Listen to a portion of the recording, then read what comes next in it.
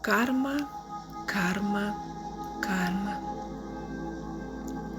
Karma niekada nepamiršta. Nejaugi tu galvoji, kad niekas nematė, kad tavo žodžiai, tavo tyli panieka, tavo dviveidiškumas liko nepastebėti?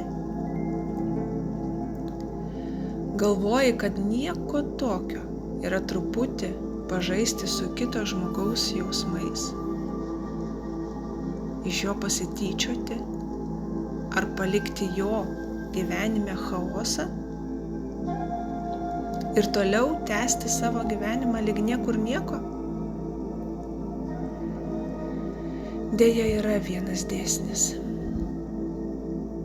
vardu karma, nuo kurios nepasislėpsi nei mieste, nei užmiestyje, nei po savo šypseną, nes tas dėsnis vardu karma, ji tiesiog yra neišvengiama.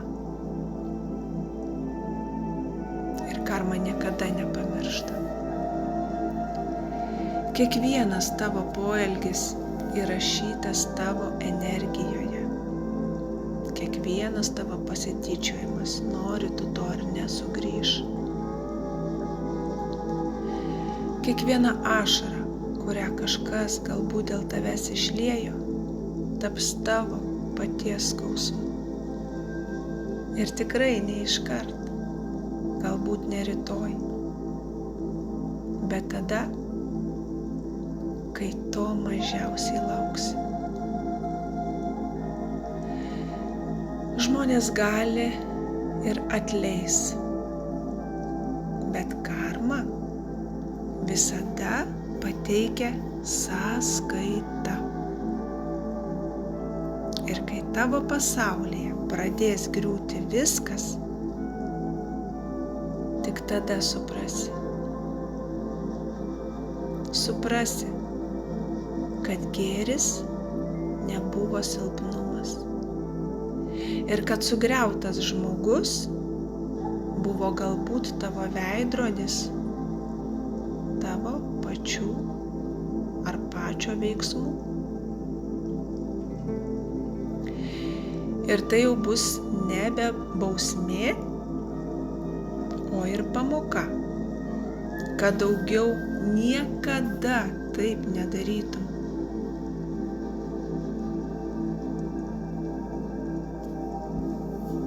Jeigu skriaudei kitą, nespėliok, kada sugrįš. Tiesiog sugrąžink savo gyvenimą per nuoširdžią atgailą ir energetinį apsivalymą. Nes taip niekada nėra tą atlikti vėlu. Svarbu nelaukti, kol tavo paties skausmas tiesiog bus per sunkus ir taps per sunkus. Nes visada viską, ką linkėjai kitam, teks pereiti tau. Bet kada žmogus suvokia ir galbūt jau šiai dienai jaučiasi ne kaip, kad taip pasielgė ar padarė ar pasakė kitam žmogui, ir laiku supranta, suvokia ir kreipiasi į energetinį gydymą ir atsiprašymą, tai tiesiog sušvelninsi, o galbūt ir išvengsi tos karmos. Kas yra karminė skola? Jeigu tu ją grąžini per atgailą, svarbiausia, kad tai būtų atgaila ir nuoširdumas iš širdies. Ir visų pirma, nieko neverčiamas ir kad tai būtų tavo noru, tavo supratimu ir kad tave atvestų į tai tavo širdis. Tai tu gali daug ką pakeisti. Bet tam, kad pakeisti, reikia pajudėti. Pozityvumu, meilę, į šviesą, per šviesą. Galiu tau padėti. Viskas, ko te reikia, tai tau surasti mane. sustoti, pamastyti, parašyti, išgyti ir toliau gyventi be karminių skolų.